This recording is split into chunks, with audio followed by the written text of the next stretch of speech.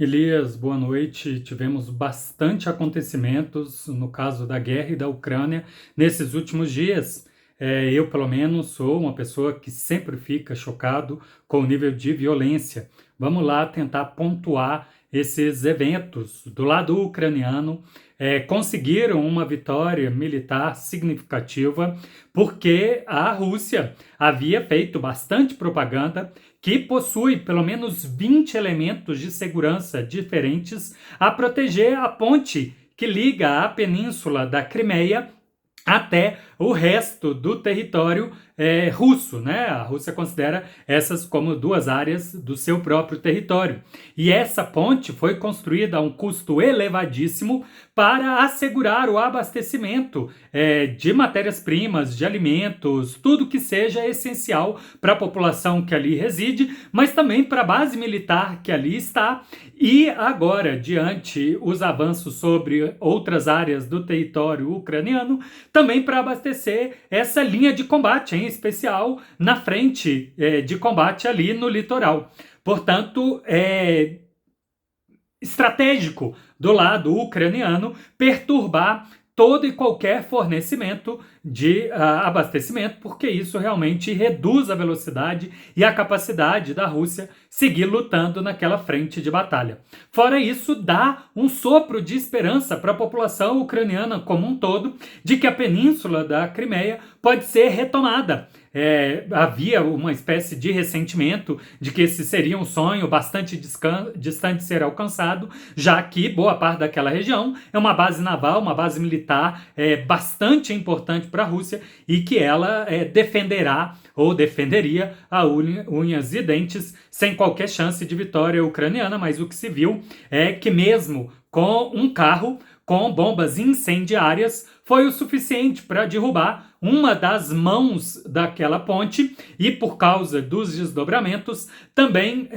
provavelmente porque foi cronometrado, incendiar um trem que passava na linha férrea e interromper, pelo menos temporariamente, esse abastecimento. A pista que não foi derrubada continua ali intacta e o trânsito que antes era em mão em contramão em pistas separadas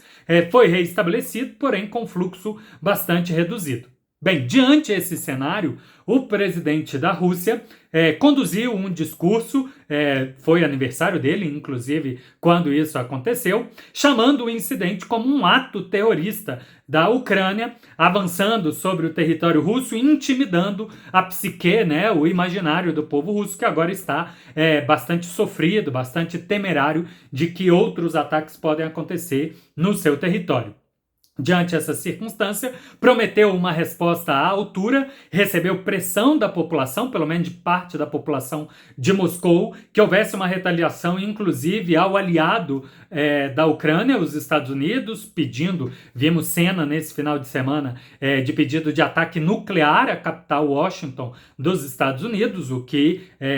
fico bastante agradecido que não aconteceu, espero que não vá acontecer. Mas o que a gente viu na madrugada foi o lançamento de, no mínimo, dezenas, provavelmente centenas de mísseis lançados por terra, por ar e por água, né, nas embarcações russas, sobre território ucraniano. No mínimo, a gente sabe que a Ucrânia não conseguiu abater metade desses mísseis, provavelmente o índice foi inferior a 40%, e que os demais que não foram abatidos alcançaram alvos em diferentes cidades, inclusive na capital ucraniana, Kiev, no distrito administrativo, chegando inclusive a afetar um edifício que é consular da Alemanha, onde ela expede vistos para ucranianos ou alemães que ali estejam naquela região, perturbando toda a realidade. Vimos também cenas de pontes sendo atingidas, estações elétricas. E na noite de hoje, na Rússia, o final da tarde de hoje aqui no Brasil, a gente teve um discurso do Vladimir Putin confirmando que foi uma retaliação e que o povo russo não vai se intimidar a ato terrorista e que lançou ataques sobre 3 tipos de alvos. Alvos de instalações militares, alvos de planejamento militar administrativo e alvos da área de energia elétrica da Ucrânia para impedir a possibilidade de avanço ucraniano sobre o que é território russo, provavelmente querendo dizer esse território recém-incorporado depois dos referendos conduzidos no sul, sudeste e leste da Ucrânia na semana passada. Do lado ucraniano, o presidente Zelensky fez um discurso equivalente, também considerando que o que a Rússia faz é um atentado terrorista contra o povo ucraniano, mas que não se deixarão intimidar, vão continuar com a ofensiva, pediu que a OTAN acelere o processo de adesão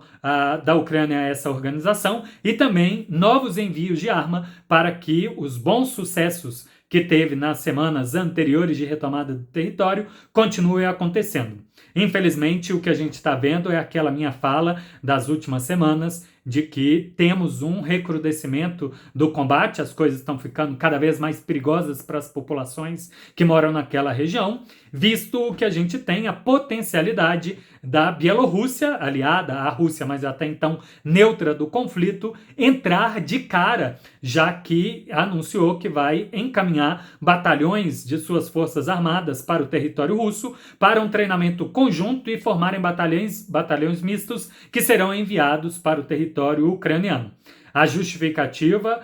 da Bielorrússia é uma guerra preventiva diante o potencial risco da Ucrânia avançar sobre a fronteira que tem com a Bielorrússia, são milhares de quilômetros, bastante, e, portanto, seria necessário impedir que essa invasão do território aconteça antes, das mobilizações. Portanto, estaria disposto a avançar sobre o território ucraniano para destruir tropas que no futuro poderiam ser lançadas contra o próprio território. Infelizmente, eu temo que nos próximos dias a gente vai seguir vendo esses ataques aéreos com, digamos, perdas consideradas erros, dizendo que os alvos eram militares, mas provavelmente com destinação de afetar e perturbar o psicológico do povo ucraniano.